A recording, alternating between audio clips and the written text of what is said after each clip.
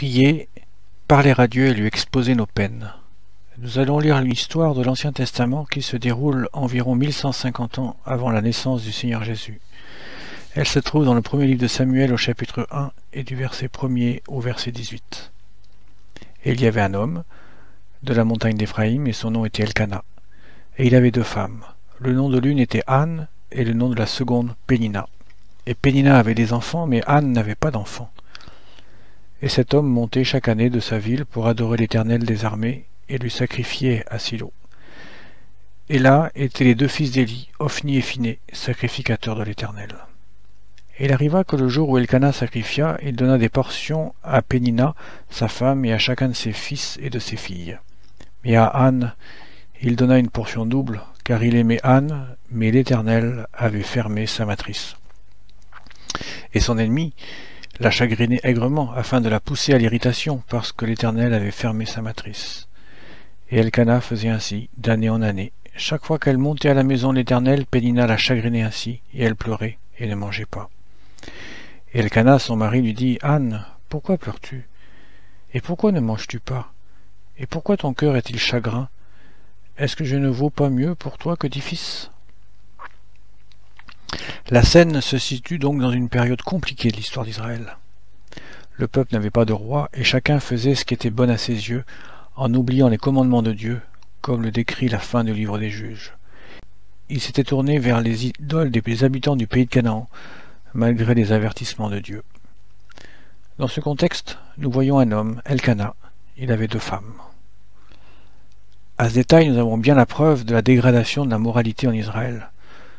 Bien sûr, Abraham, Jacob ont eu plusieurs femmes et même des concubines, mais Dieu entre-temps avait décrit ses principes, principalement par la loi qu'il a donnée à Moïse, et à cela nous voyons que ces règles fondamentales avaient été délaissées.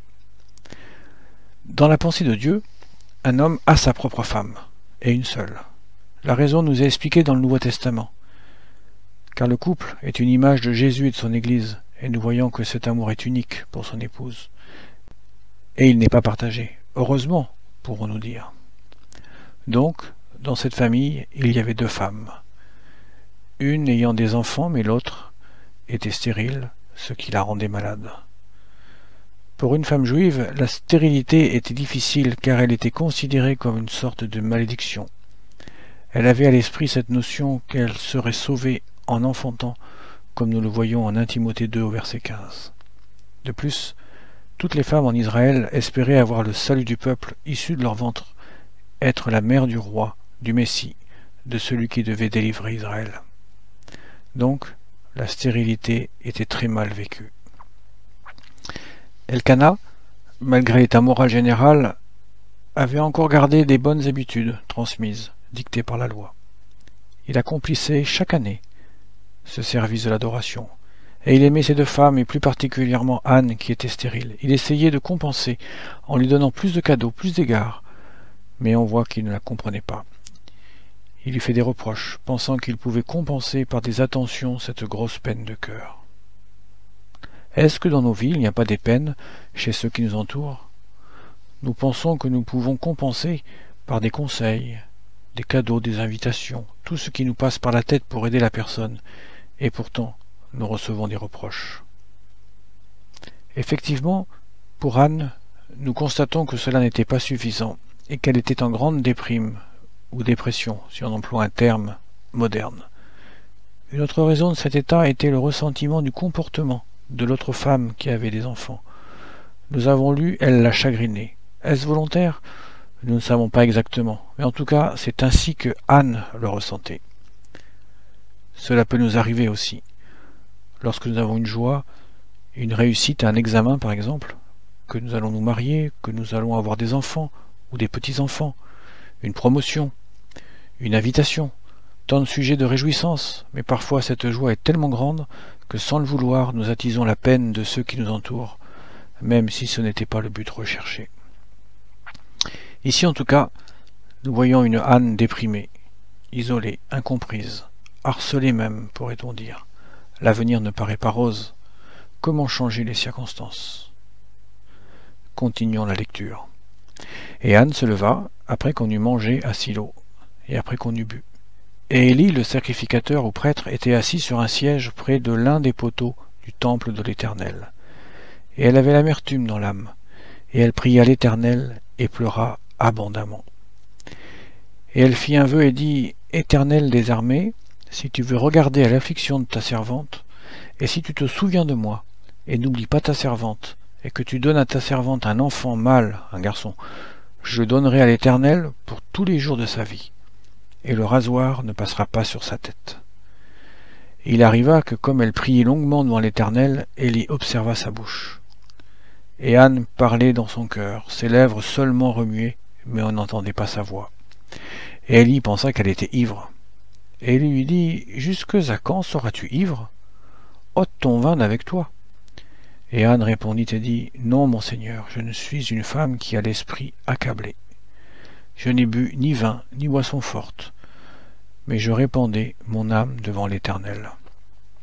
Ne mets pas ta servante au rang d'une fille de Bélial, des méchantes filles, car c'est dans la grandeur de ma plainte et de mon chagrin que j'ai parlé jusqu'à présent. » Et Élie répondit et dit, « Va en paix, et que le Dieu d'Israël t'accorde la demande que tu lui as faite. » Et elle dit, « Que ta servante trouve grâce à tes yeux. » Et la femme s'en alla son chemin, et elle mangea, et elle n'eut plus le même visage.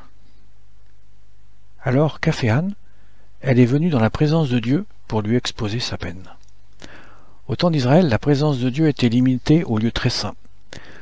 Dans le désert, le lieu très saint était une partie difficilement accessible du tabernacle. Mais plus tard, dans le pays de Canaan, une partie tout aussi inaccessible du temple. Le temple était un moment à Silo, puis après à Jérusalem, il a été construit par le roi Salomon. La nuée était positionnée au-dessus du lieu très saint, et le souverain sacrificateur ou le grand prêtre y rentrait une fois par an pour faire propitiation pour le peuple, et seulement protégé, si on peut dire, par du sang d'une bête qui avait été égorgée spécialement pour cela. Pour la chrétienne, c'est un peu différent, car comme nous expliquent les apôtres, en particulier Paul, Pierre et aussi l'auteur de l'Épître aux Hébreux, le temple de Dieu est maintenant dans le ciel. Il n'est pas fait de main, il est spirituel. Nous y entrons par la foi en toute liberté à cause du sang du Seigneur Jésus sur la croix, qui a fait l'expiation de nos péchés une fois pour toutes. Par ailleurs, il n'y a pas de lieu physique privilégié. Le Seigneur Jésus, dans le Sermon sur la montagne, parle d'entrer dans sa chambre. L'apôtre Paul parle de prier en tout lieu. Donc, nous n'avons pas d'excuse pour ne pas prier. Ici, nous voyons que Anne prie avec foi. Ses paroles n'étaient pas fortes, seules ses lèvres bougeaient. Mais ce qui est important, c'est qu'elle n'était pas adressée à un homme, mais elle parlait directement à Dieu. Et elle lui exposait la situation tout simplement. Est-ce que nous avons cette réaction lorsque les circonstances ne vont pas comme nous le voulons? Est-ce que nous sommes en révolte, en nous débattant, ou bien est-ce que nous disons simplement les choses à Dieu et ce que nous avons sur le cœur en attendant sa réponse? Elle parlait directement à Dieu. Elle ne passait pas par un intermédiaire, par Moïse, par Abraham ou une autre personne, grand patriarche ou homme de Dieu. Non, elle parlait directement à Dieu. Elle ne demandait pas au prêtre ou au sacrificateur de prier pour elle, pensant que sa position pourrait lui apporter quelque chose. Non, elle demande les choses directement à Dieu, sans même que les autres comprennent ses paroles. C'est ça la prière. C'est dire tout simplement les choses à Dieu comme à un ami, étant assuré qu'il est proche, qu'il est tout-puissant, que lui seul peut nous délivrer. Nous avons remarqué à la lecture qu'elle ne voulait pas un enfant uniquement pour elle-même, non. C'était pour consacrer le jeune garçon à Dieu. Une autre chose, nous voyons Élie, pourtant un représentant de Dieu, ne pas comprendre la femme. Combien de fois, même ceux qui ont un rôle dans l'assemblée, dans l'Église, qui devraient être plus spirituels, ne nous comprennent pas. Alors prions seulement à Dieu. Si ces personnes avec une responsabilité dans l'Église ont de la sympathie, elles prieront aussi de leur côté pour notre situation. Et alors nous serons ainsi associés dans la prière. Nous voyons qu'Élie n'a pas d'autre mot que de lui dire « Va en paix » et que le Dieu d'Israël t'accorde la demande que tu lui as faite. Il ne peut rien faire pour elle, si ce n'est s'associer à sa demande. La dernière chose, c'est qu'après avoir prié et remis sa situation au Seigneur, elle s'est relevée, et elle n'a plus le même visage.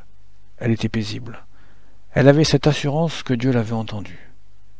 Et toi qui m'écoutes, comment réagis-tu à l'incompréhension des autres? Te renfermes-tu? Te révoltes-tu? Ou bien est-ce que tu penses à venir tout apporter au Seigneur par la prière, en ayant l'assurance qu'il t'entend toujours? Est-ce que, quand tu pries, tu utilises des poèmes, des prières toutes faites? Ou bien dis-tu tout simplement à Dieu, le fond de ton cœur, avec tes mots, ton ressenti?